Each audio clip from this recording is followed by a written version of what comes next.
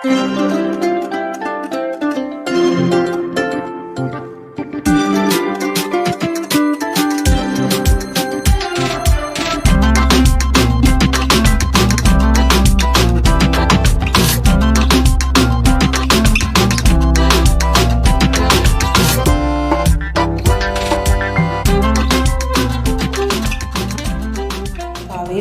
செலுத்துகிறோம். ஆண்டவரே, ஆசீர்வதிக்கப்பட்ட கர்த்தாவே, இந்த பகலின் ஆண்டவரே பாசோத்திர மாதர் சங்க கூடுகையிலே கர்த்தாவே சோத்திர ராஜா, எங்களை மறைத்து தேவனாகிய கர்த்தர் நீர் இடைப்பட வேண்டுமா ஜெபிக்கிறேன். ஆண்டவரே, இந்த நாளிலே நாங்கள் கேட்ட வசனத்தின்படி ஆண்டவரே, உம்முடைய வசனமானது ஆண்டவரே மாறியும் உறைந்த மழையும் பூமியை நனைத்து அதிலே முளை கிளம்ப செய்து ஆண்டவரை விதைக்கிறவனுக்கு விதையும் புசிக்கிறவனுக்கு ஆகாரத்தையும் கொடுக்கிறது எப்படியோ அப்படியே என் வாயிலிருந்து புறப்படும் வார்த்தையும் இருக்கும் என்று சொன்னீங்க. ஆண்டவரே, இந்த வார்த்தை ஆண்டவரே நீர் என்ன நோக்கத்திற்காக அனுப்புகிறீரோ அந்த நோக்கத்தை நிறைவேற்றும் தகப்பனே.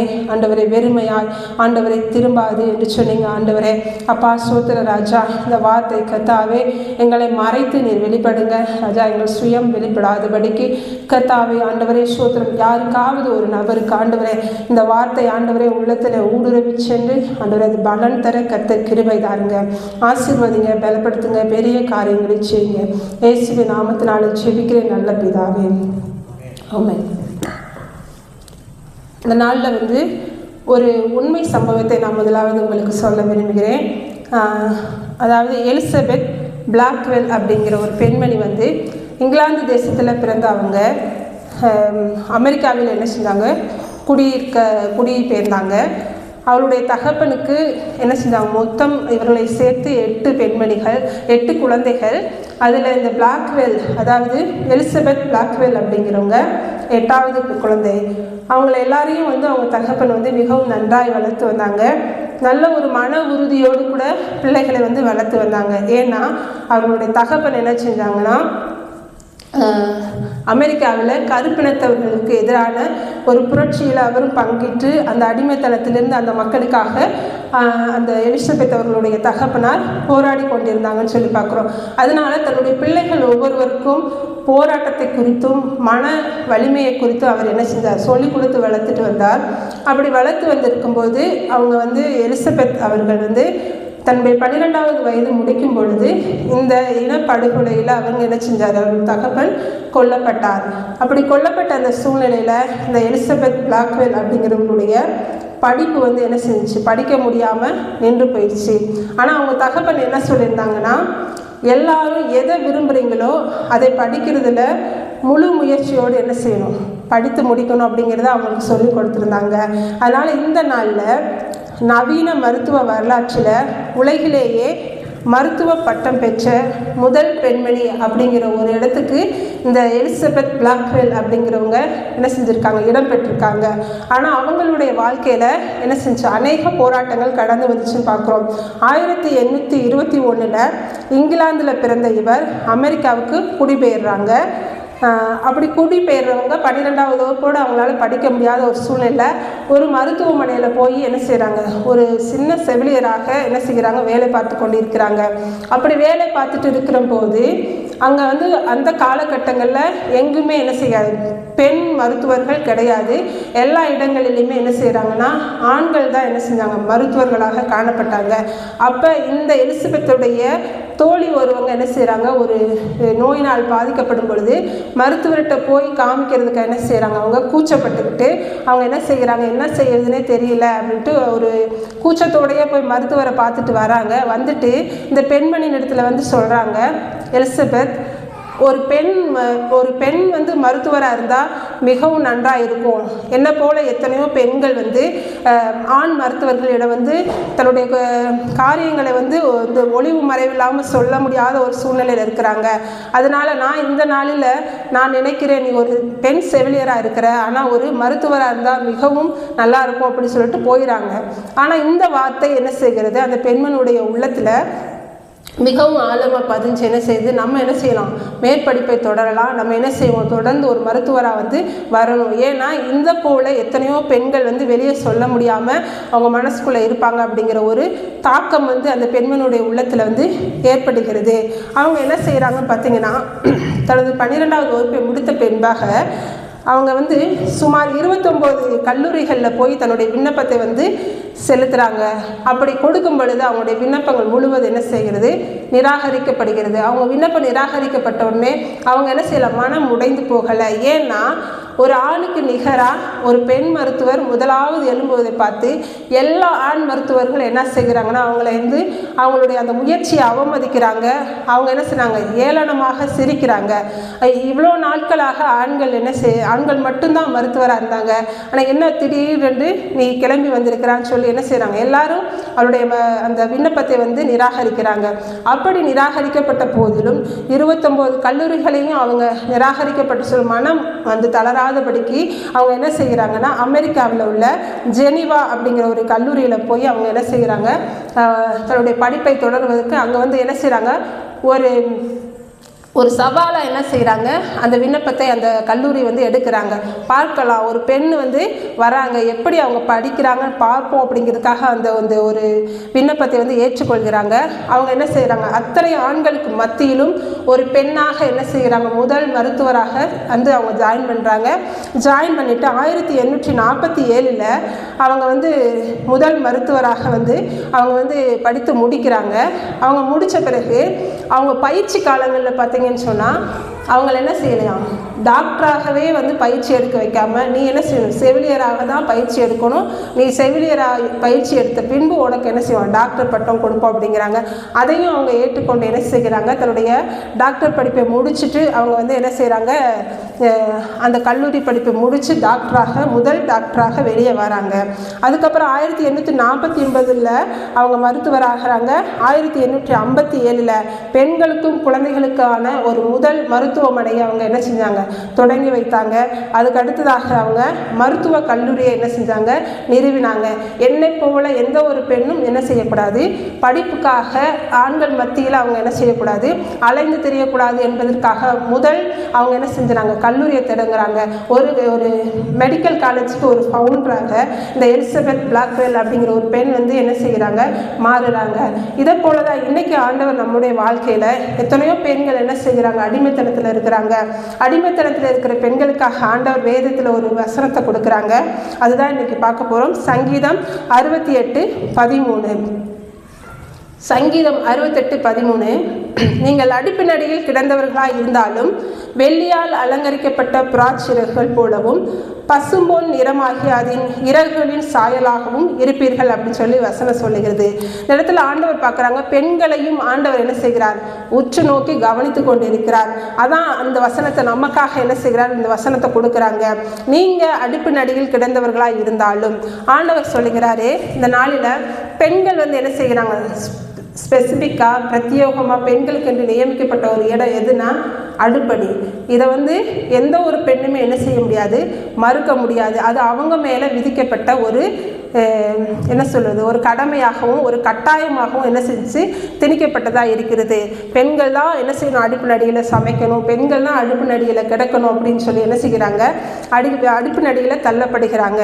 அப்போ இப்படிப்பட்ட சூழ்நிலை இருக்கிற நீ வந்து என்ன செய்யக்கூடாது, மனம் தளரக்கூடாது அப்படிங்கிறத ஆண்டவர் சொல்லுகிறாரு. நீ அடுப்பின் அடியிலே கிடந்தாலும் உன்னை என்ன செய்ய முடியும், புறாச்சிறகுகளை போல, அதாவது வெள்ளியால் அலங்கரிக்கப்பட்ட புறாச்சிறகுகள் போலவும் பசும்பொன் நிறமாகி அதன் இறகுகளின் சாயலாகவும் உன்னை ஆண்டவரால் என்ன செய்ய முடியும், மாற்ற முடியும் அப்படின்னு சொல்லி ஆண்டவர் பேசுகிறார். ஏன் பெண்களால் எதுவுமே செய்ய முடியாது, அவங்க வெளியில் வந்து ஆணுக்கு நிகர் அவங்க என்ன செய்ய சமமாக இருப்பாங்க அப்படிங்கிறதுனால அவங்களுக்குன்னு பிரத்யேகமான ஒரு இடத்தை உருவாக்கி என்ன செய்கிறாங்க, இந்த வேலையை நீ தான் செய்யணும், இதை செஞ்சு முடிக்கவே உனக்கு நேரம் சரியாக இருக்கும், இதுக்கு மேலே நீ என்ன செய்ய முடியாது, எங்கள் அளவுக்கு எலும்பி வர முடியாது அப்படின்னு சொல்லி என்ன செய்கிறாங்க, அவங்களுக்கு அடுப்பு நடிகை ஒதுக்குறாங்க. ஆனால் அவர்களையும் உயர்த்துவதற்கு தேவன் என்ன செய்கிறார், சித்தமுள்ளவராக இருக்கிறார். ஆண்களால் செய்ய முடியாத அநேக காரியங்களை பெண்கள் இந்த நாளில் என்ன செஞ்சுருக்கிறாங்க, செய்து கொண்டு இருக்கிறாங்க. அன்னைக்கு எலிசபெத் பிளாக்வெல் அவங்க வாழ்ந்த காலத்தில் ஆண்கள் மட்டும்தான் என்ன செய்ய முடியும், எல்லாவற்றையும் செய்ய முடியும், பெண்களால் செய்ய முடியாது அப்படின்னு சொன்ன அந்த இடத்துல அந்த பெண்மணி என்ன செஞ்சாங்க, துணிச்சலாகவும் சவாலாகவும் அந்த காரியத்தை மேற்கொண்டு இன்னைக்கு உலகிலே முதல் மருத்துவ படிப்பு முதல் டாக்டராக வெளிவந்த ஒரு இடத்தை என்ன செஞ்சாங்க, பெற்றுக்கொண்டாங்க. இன்னைக்கு நம்மளும் அடுப்பு நடி அப்படிங்கிறது என்னன்னா ஒரு அடிமைத்தனம். அந்த அடிமைத்தனம் போல இருக்கிற ஒரு சூழ்நிலை சூழ்நிலையில் நம்ம இருக்கலாம். ஆனாலும் நம்மளை கொண்டும் தேவன் என்ன செய்வார்? பலத்த காரியங்களை செய்வார் என்பதை நம்ம என்ன செய்யணும்? உறுதியோடு இருக்கணும். அந்த 68ஆம் சங்கீதத்தில் 12வது வசனம் சொல்லுகிறது, சேனைகளின் ராஜாக்கள் தத்தளித்து ஓடினார்கள், வீட்டில் இருந்த ஸ்திரியானவள் கொள்ளை பொருளை பங்கிட்டாள்னு சொல்லப்படுகிறது. அப்போ சேனைகளின் ராஜா, ஒரு படை வீரரில் இருக்கிற ராஜாக்கள் என்ன செய்கிறாங்களா? தத்தளித்துட்டு ஓடிக்கொண்டிருக்கிற வேலையில் அந்த வீட்டில் இருந்த பெண்கள் எல்லாம் என்ன செய்கிறாங்க?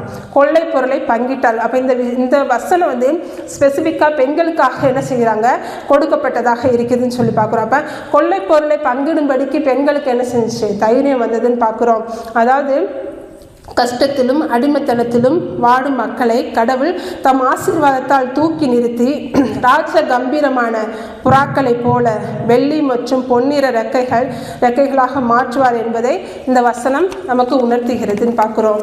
அப்போ இந்த அடுப்பு நடி அப்படிங்கிறது என்னன்னு சொல்லி பார்த்தா, அடுப்பு நடியில் பார்த்தா நமக்கு என்ன இருக்கும்? சாம்பல் தான் இருக்கும். அப்போ அந்த சாம்பல் அப்படிங்கிறது என்னன்னா, அடுப்பின் அடியில் இருக்கிற சாம்பல் பாவம் அல்லது அடிமைத்தனை. இன்னும் பார்த்தீங்கன்னா பெண்கள் என்ன செய்யும்? கவலை.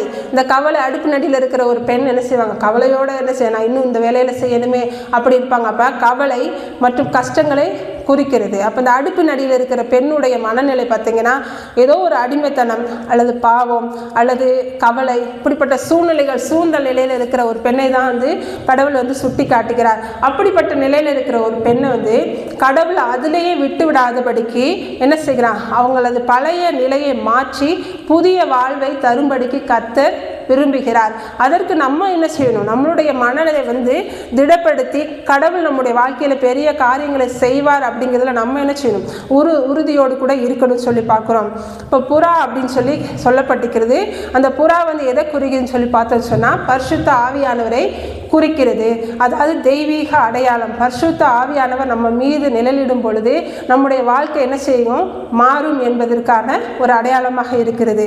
இந்த வெள்ளி, அதனுடைய இறகுல அலங்கரிக்கப்பட்ட வெள்ளி என்பது பார்த்தீங்கன்னா மீட்பை குறிக்கிறது. மீட்புன்னு பார்த்தோன்னா அதான் ரிடம்ஷன். அந்த மீட்பு வந்து நம்மளை மீட்கும்படிக்கு, அந்த அடிமைத்தனத்திலிருந்து நம்மளை மீட்கும்படிக்கு, நம்மளை உயர்த்தும்படிக்கு கர்த்தர் ஒருவர் இருக்கிறார் அப்படிங்கிறத குறிக்கிறது.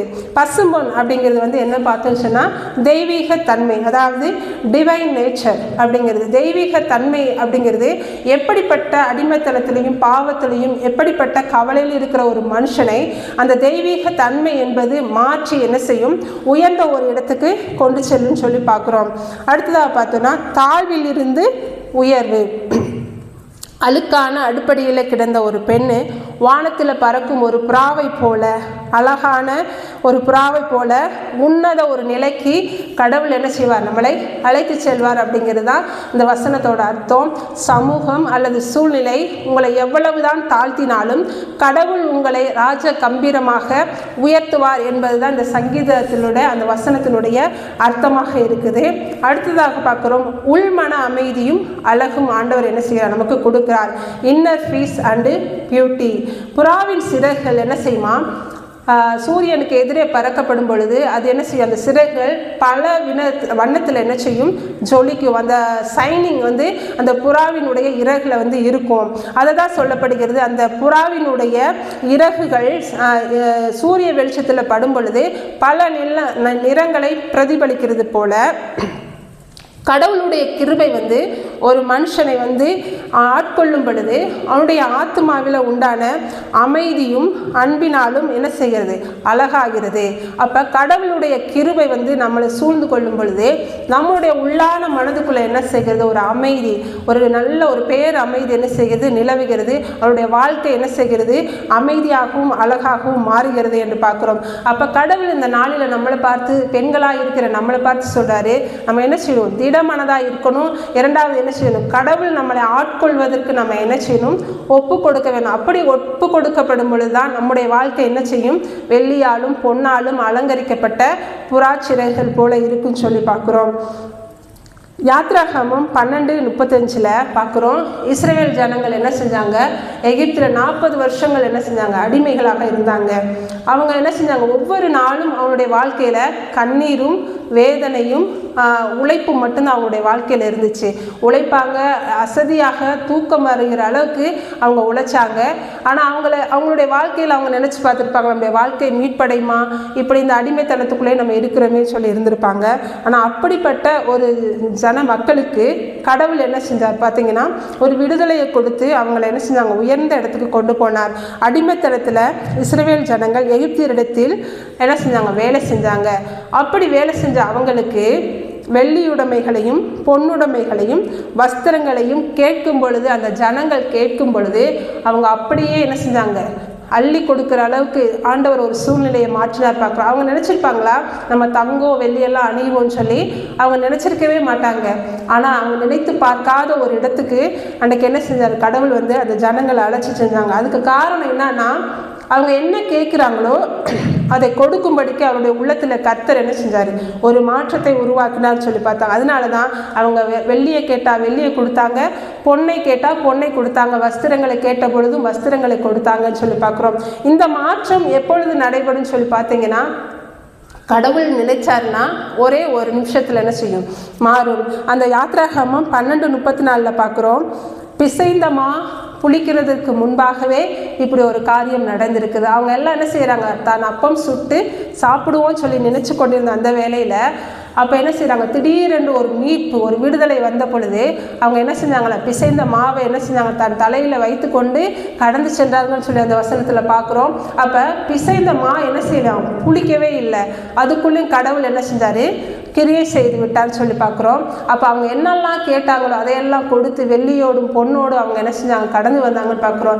இப்படிப்பட்ட தேவன் நம்முடைய வாழ்க்கையில் நம்ம அடிமைத்தனத்துக்குள்ளே இருந்தாலும், நம்ம என்ன செய்ய கவலைக்குள்ளே கண்ணீரிலையும் நம்ம இருந்தாலும் நம்முடைய வாழ்வை என்ன செய்ய முடியும்? அவரால் மாற்ற முடியும்.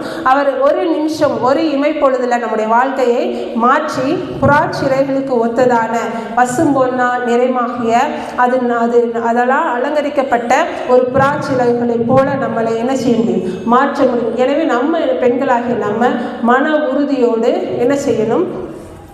ஆண்டவருடைய சமூகத்தில் அமர்ந்து செபிக்கும் பொழுது நம்முடைய வாழ்க்கையும் மாறும். இந்த நாளில் கேட்ட வசனத்தின்படி முச்செடிக்கு பதிலாக விருது செடி எழும்பும் அப்படின்னு சொல்லி பார்த்தோம். அப்போ நம்முடைய வாழ்க்கையில் எவ்வளோ முச்செடிகள், நெருக்கங்கள், வேதனைகள் எல்லாம் இருந்தாலும் அதை என்ன செய்ய தேவதாரு விருட்சம் போல கர்த்தர் என்ன செய்வார்? அதை மாற்றி பலருக்கு பயன்பட கர்த்தர் அருள் செய்வார். கர்த்தர் தாமே ஆசீர்வதிப்பாராக.